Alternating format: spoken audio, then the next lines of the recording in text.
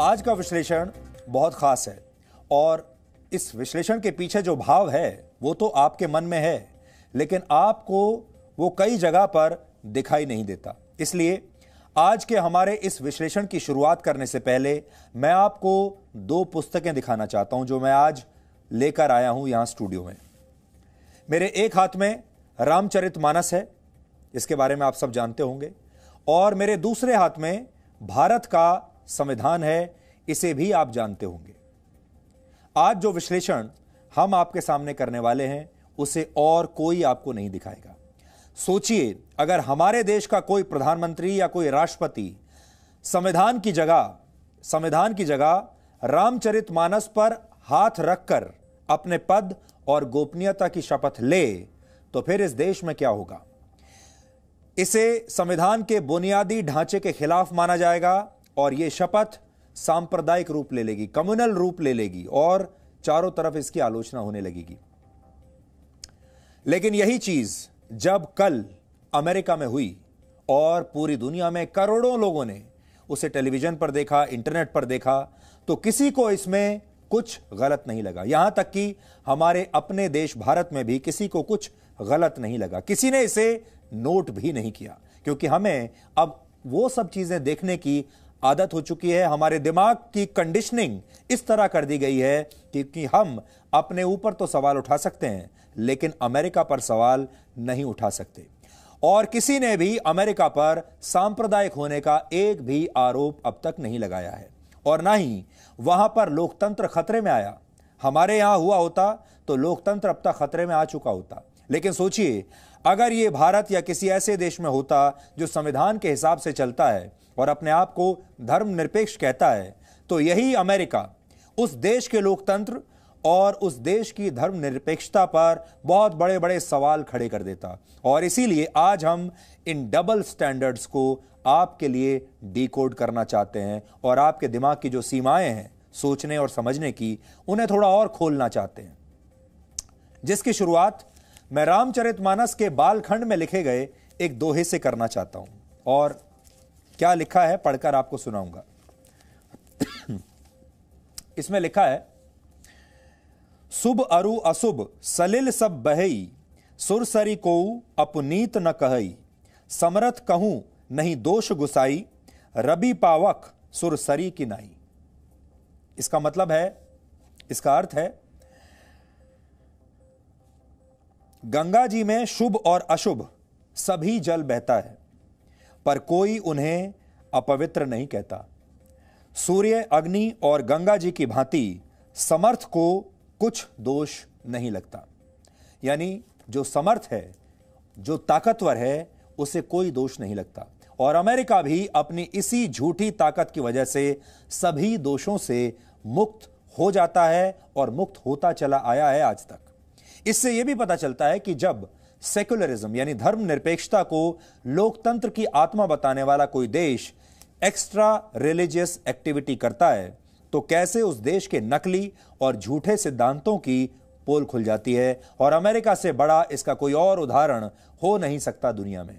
America ने 200 वर्षों तक दुनिया में अपनी एक ऐसी छवि पेश की जिसमें धर्म के विचार को सेक्युलरिज्म के महत्व के सामने हमेशा छोटा करके बताया, हमेशा से नकारा गया।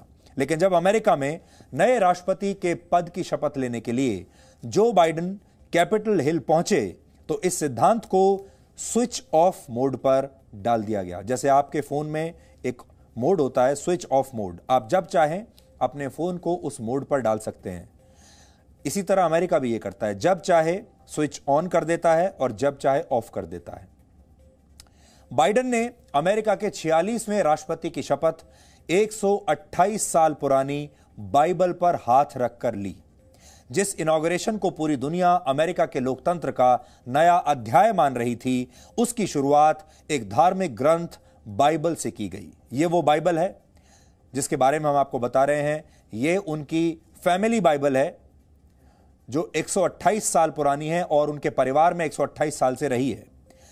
और इस बाइबल पर हाथ रखकर उन्होंने यह शपथ ली है।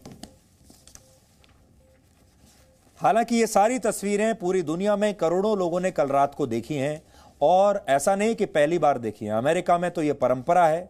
इसलिए जब भी नया राष्ट्रपति आता है तो पूरी दुनिया इन तस्वीरों को देखती है, लेकिन कभी भी किसी ने इन तस्वीरों पर सवाल उठाने की हिम्मत नहीं की। सोचिए, अगर हमारे देश भारत में कोई प्रधानमंत्री संविधान की जगह गीता या रामचरितमानस पर हाथ रखकर अपने पद की शपथ लेता तो क्या होता। भारत में ऐसी शपथ को कम्युनल यानी सांप्रदायिक मान लिया जाता और अमेरिका जैसा देश लोकतंत्र पर भारत को ट्यूशन देना शुरू कर देता, लेक्चर देता।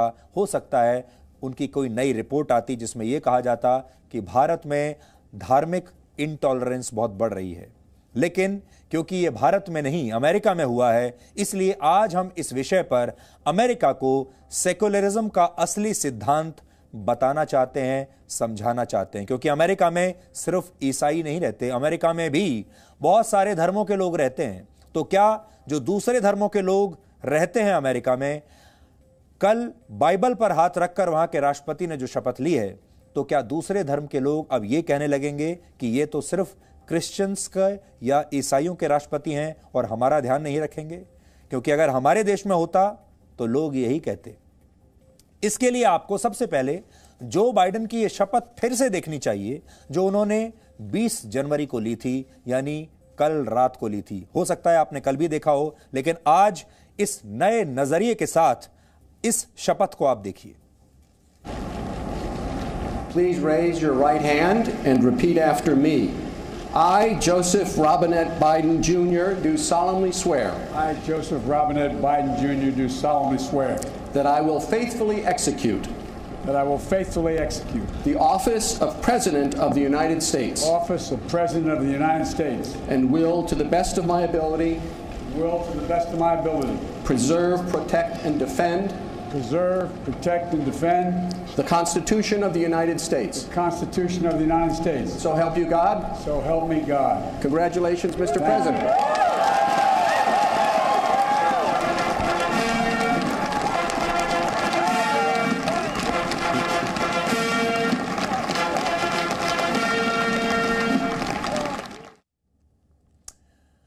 अमेरिका में लोकतंत्र और सेक्युलरिज्म का विचार अंदर से कितना खोखला है, इसे भी आज आप सबको समझना चाहिए। अमेरिका में राष्ट्रपति के शपथ ग्रहण से पहले एक धार्मिक अनुष्ठान किया जाता है, जिसमें एक धर्मगुरु भगवान की या कह लीजिए ईश्वर की पूजा करते हैं और उनसे शक्ति और आशीर्वाद मांगते हैं।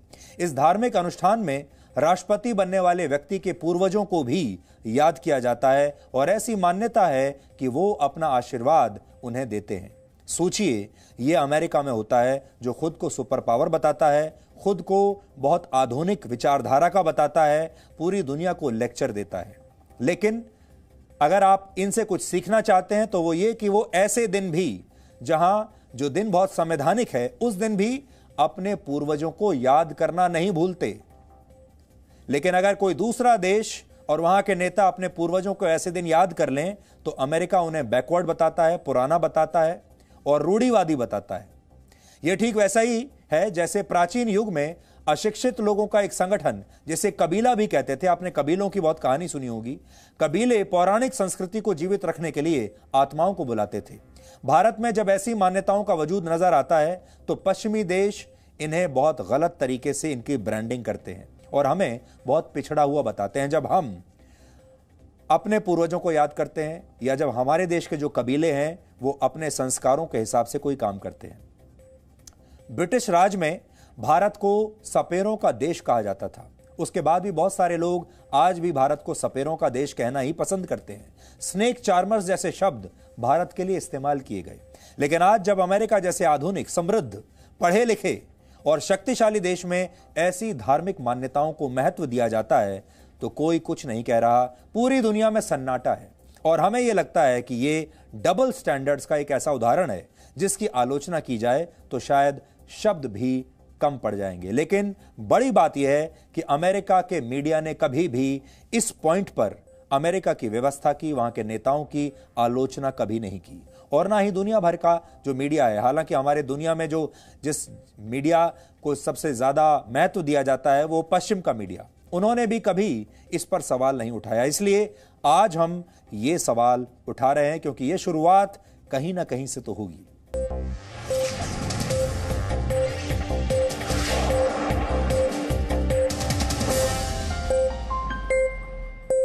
Presenting B News app, available on Google Play and App Store. Download it now.